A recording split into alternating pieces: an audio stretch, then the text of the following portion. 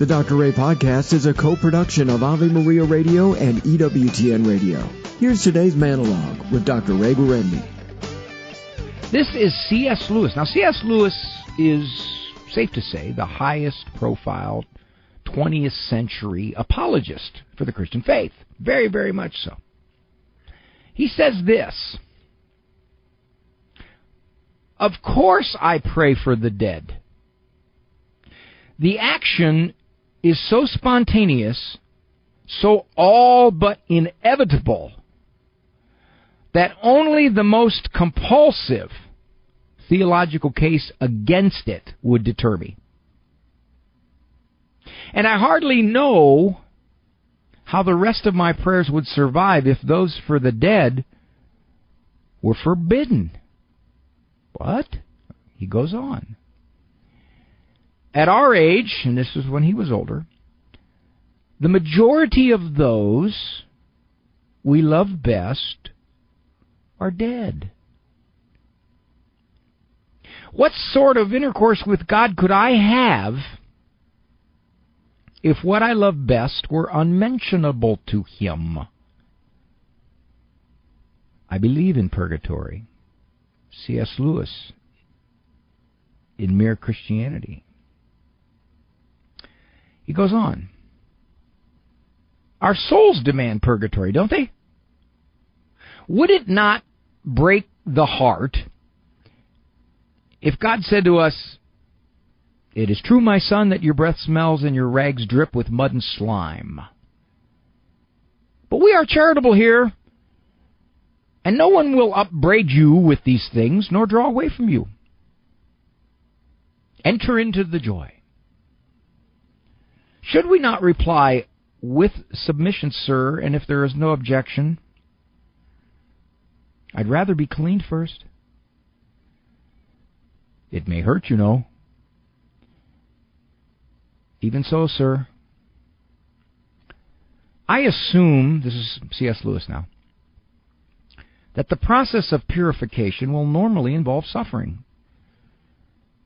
Partly from tradition, partly because most real good that has been done me in this life has involved it. My favorite image on this matter comes from the dentist's chair. I hope that when the tooth of life is drawn and I'm coming around, a voice will say, 'Rinse your mouth out with this.' This will be purgatory. The rinsing may take longer than I can now imagine.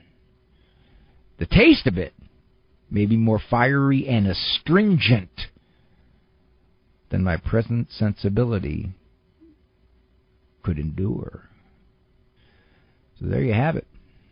C.S. Lewis makes a rational case for purgatory. The Catholics can make a biblical case because of the books in the Old Testament that are in our Bible that were removed by Martin Luther in the 15th century. 16th, sorry. Also, there was a tradition, the Morder's Kiddush, the Jewish people called it. It was an 11-month period of pray for the dead, that they might be loosed from their chains, as the Old Testament says. Jesus never spoke against it. Jesus never said, "Hey, whoa, this is not necessary here. It's not necessary." Dr. Ray, Jesus said, "This day you shall be with me in paradise." End of story. Do not pass go. Do not collect $200. Straight to heaven. Yes. But after death, time ceases to exist. So therefore it doesn't really matter. He's saying this day, meaning this earth day, of course. But afterwards, what is the purification? Is it brief and intense in our time frame? But we don't really know what time is like in eternity, right? It ceases to exist. It's eternity. There's no time. There's no change. Time is a measurement of change. So that remark is irrelevant to speak against purgatory. It would also make logical sense, would it not? Scripture says, nothing impure shall enter heaven. That's in Revelation. Nothing with sin shall enter heaven. Well, how's that going to happen? Unless there is some type of purification. All I know is I don't know an awful lot about me.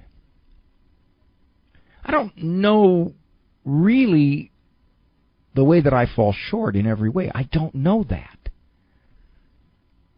I could spend my life scrutinizing my sinfulness, but I don't know what I don't know. That's why I got a wife to tell me. But somehow, some way, if I want to be free of all that self stuff that clings to me, somehow, some way, I got to see it. I got to know it. And then I got to shed it by God's grace. Purgatory makes logical sense. Certainly has historical evidence to it. It's got biblical evidence to it. And the greatest Protestant apologist of the 20th century said, there's plenty of evidence to believe in it. More of Dr. Ray's monologues can be found on his website, drray.com. Monologues as well as full-length programs that the doctor is in can be heard at AveMariaRadio.net and EWTN.com/radio.